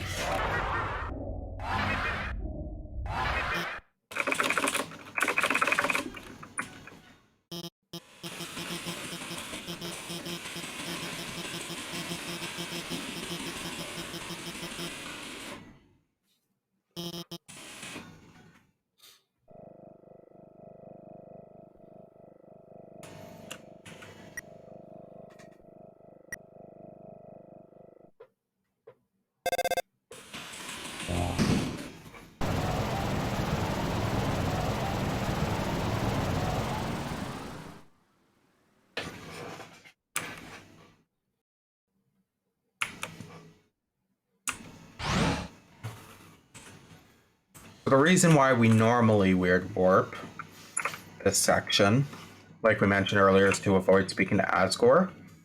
But we'll be, like I mentioned, we'll be speaking to him, so... Because he's still here? Yeah, since we didn't speak to him before, yeah, we're gonna have to deal with the cutscenes. Yeah, there's no checkpoint later on that makes that disappear.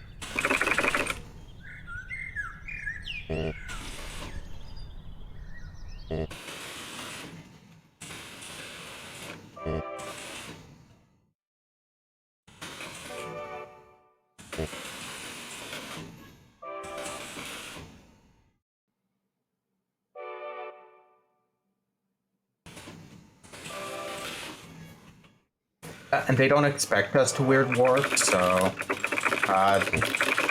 the true pacifist doesn't throw save points afterwards.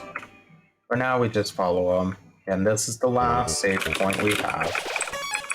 Even though I don't need to save there, I'm going to. This is now essentially going to be the final fight. Yep, the auto-scroller that it is.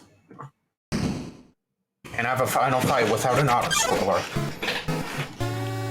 Because all 3 routes, it's the same. It's an auto-scroller.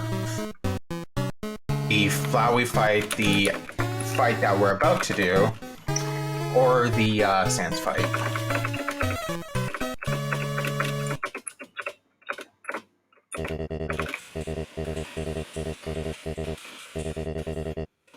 Goodbye. Psych. Mom to the rescue.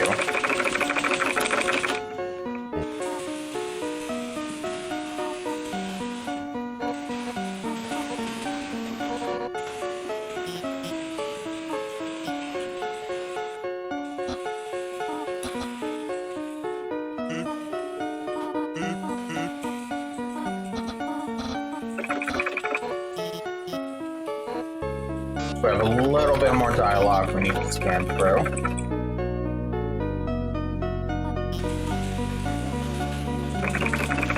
Before Alphys asks the important question. Papyrus, you called everyone here, right?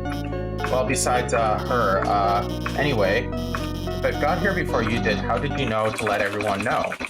A tiny flower helped me. And Alphys knows exactly who that is. Flowey the flower.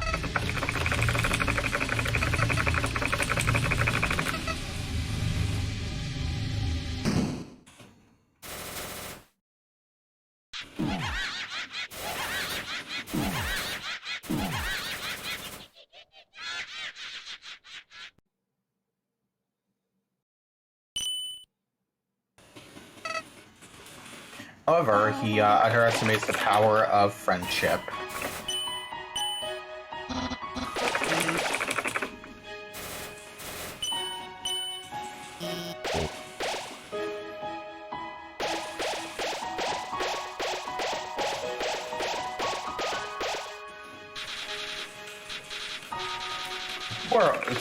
Even though we don't talk to half these people and we skip half these people, they still feel inclined to help us.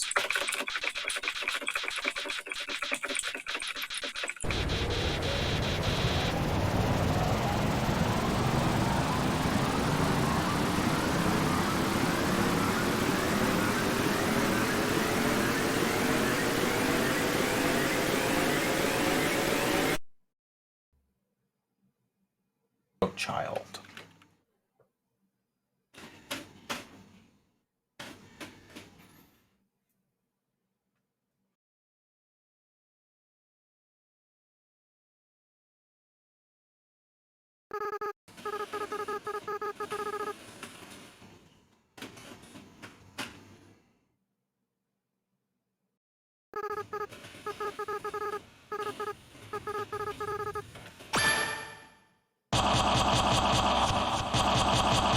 Real dreamer. Okay, so first thing you're going to notice right away is I'm actually not going to do anything from the get-go because the combat is heavily based on music at the beginning. So we actually need to wait for the drop. So, yeah, if you want to run through basically the fight.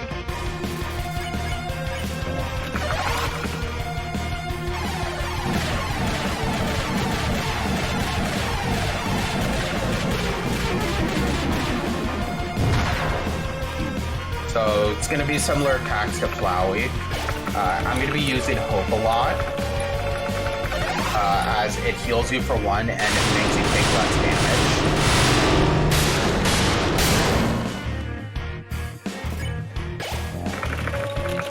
And this fight is turn-based, so I just need to continue hoping until Asriel goes through all of their attacks.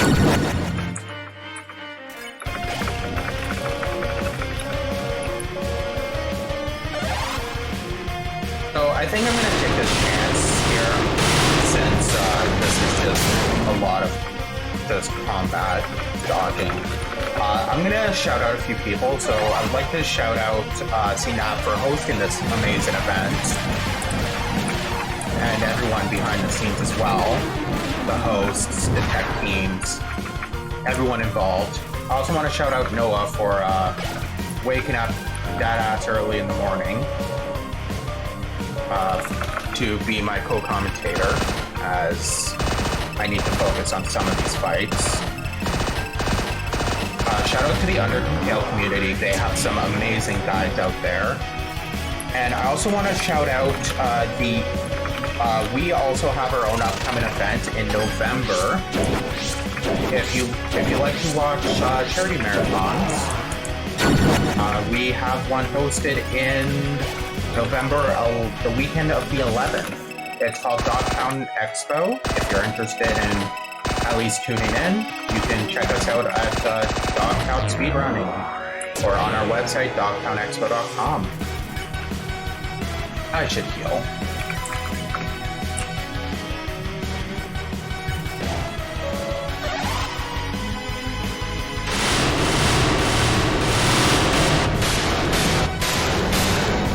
We're getting close to stage 2 of this fight because the attacks are starting to change patterns.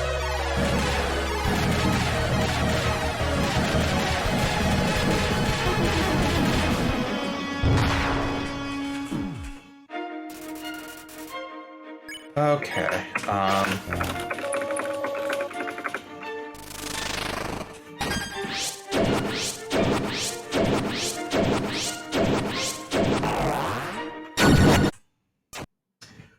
So I'm not too concerned about dying here, because dying is not a permanent thing in this fight, because you can just refuse to die. Did I keep my last strings? Yes, I did. Okay, perfect.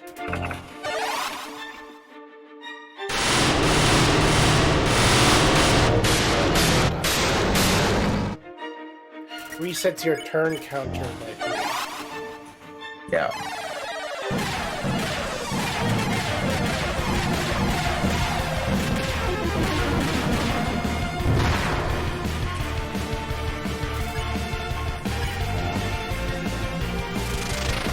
And so I'm back to where I was.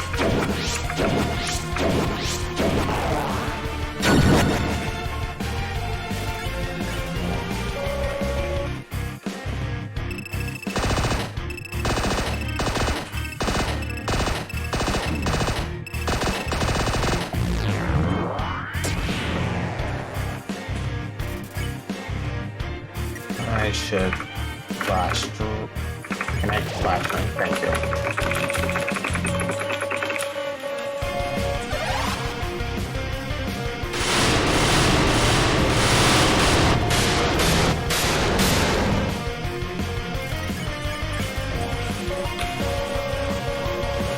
Okay, we are entering stage 2. Now, if I'm able to do this damageless, it could potentially save me some time if I do this right. Cool. Yeah, because if I take any form of damage there, I cannot die there. However, if I take any form of damage, it does drop me down to 1 HP.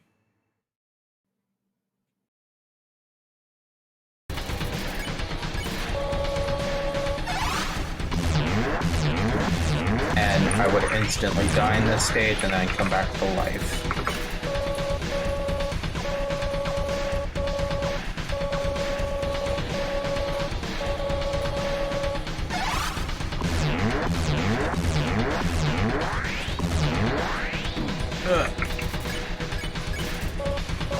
Yeah, I think I'm gonna end up dying. If I survive this, it's good. If not, then I just have to go through this one more time. I walked into that one.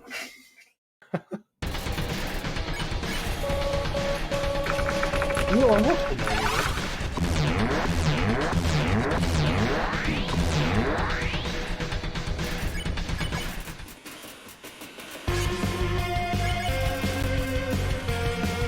Okay, so we are at the final stage, where we have to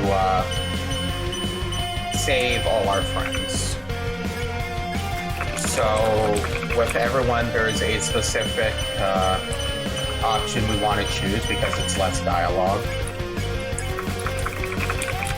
So for Undyne, it's recipe.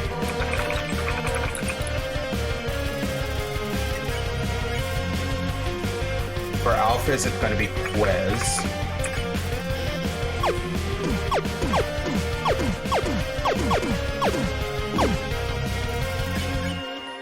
Put the hit there because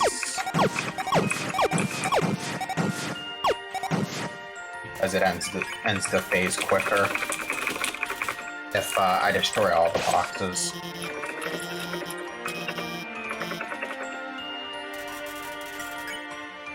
Okay, now we move on to both Pirates and Sand, which the option we want is Judgment.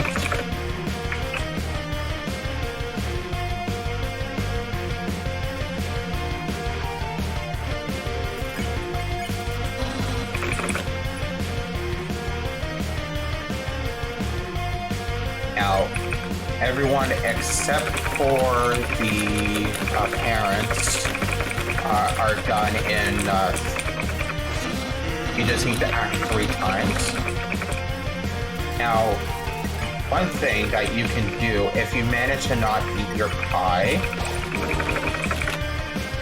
is you can eat your pie and then you can actually save them the next turn.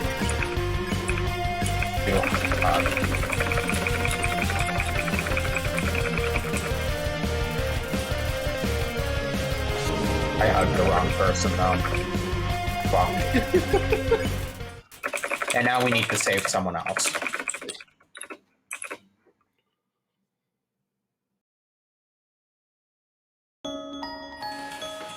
Get a bit of story time.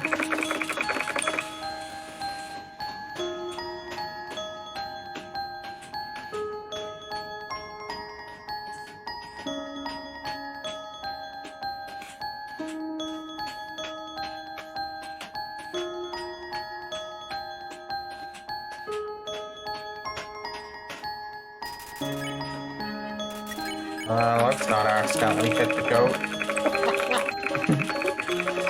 Not like we can. Yeah. And you're gonna notice I'm just face tanking.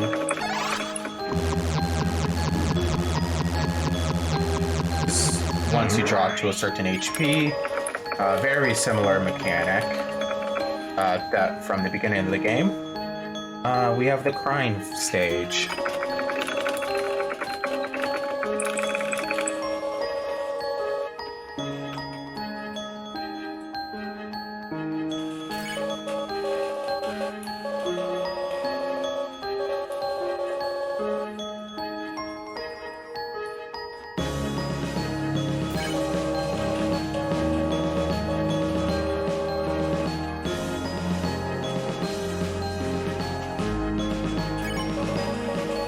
Let this bop of music play while I spam the keyboard.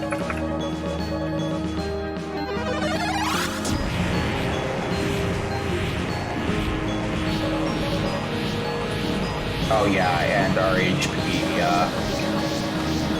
kinda goes pretty low. Not even close though. Not even close. The legendary Pixel is on our side.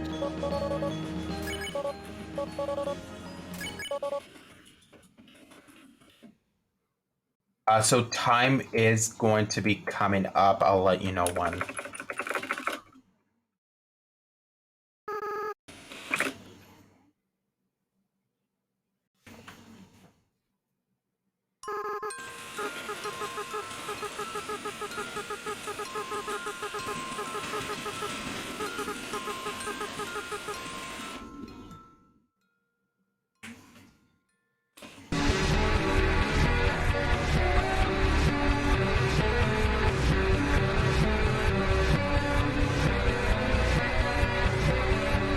Is the power of the souls.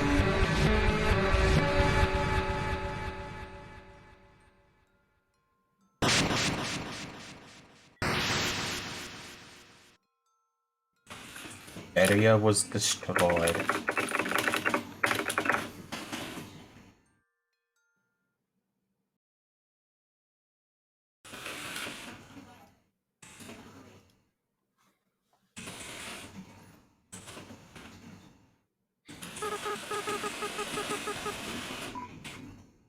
We hug the goat. Even though it's quick or not to, we hug the goat. Hugs.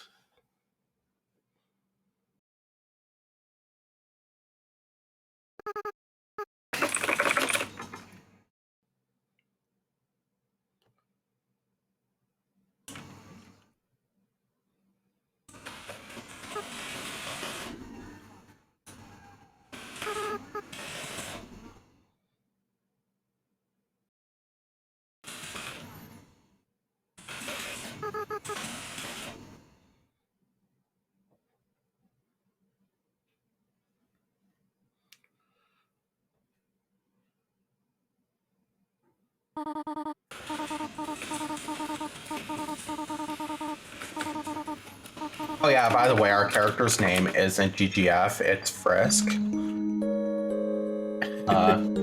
Should probably mention that the fallen human's name before us, his name is GGF.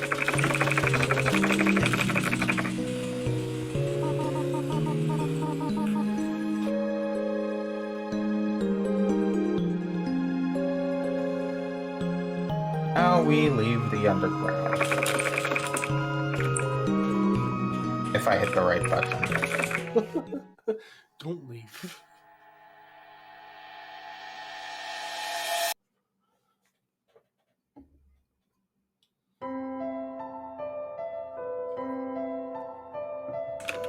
Okay, just so time's gonna come up really soon.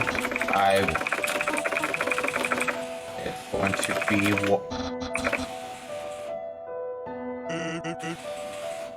there's going to be one last dialogue option that Toriel is going to give us.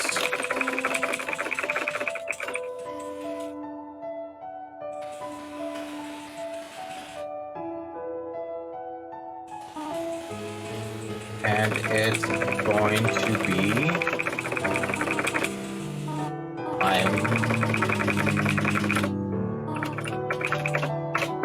yeah, I don't know why my auto timer didn't stop, but yeah, it's time.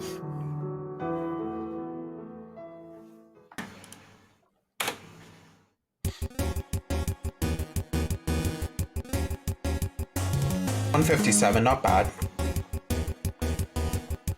Not bad, not bad. GG's. I was trying to use my auto timer as the indicator, but it just didn't stop. But yeah, so my name's been z3thros, or my name is z3thros, and this has been Undertale. We were a little bit behind, so I think we should just move on, since I already gave out my shoutouts, so. Yes, you already did your shoutouts. Thanks for this amazing run. Great to see this beautiful game on this stage here. Next up is a game called Close to the Sun. I don't know that one. But we're also switching hosts, so yeah. Everybody's here. Thanks for watching. Thanks for donating. It's for a good cause, and catch you guys later.